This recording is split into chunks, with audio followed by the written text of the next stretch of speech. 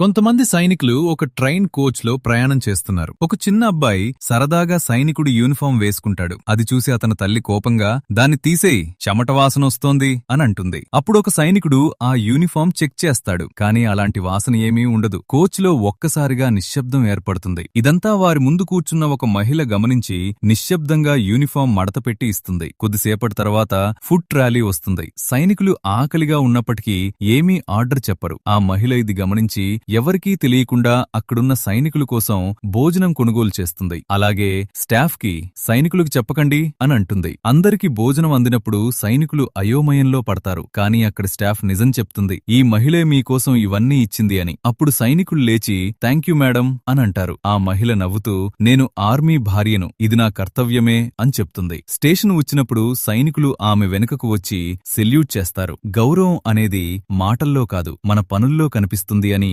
ఇలాంటప్పుడే తెలుస్తుంది. ఫ్రెండ్స్, నచ్చితే లైక్ చేయండి.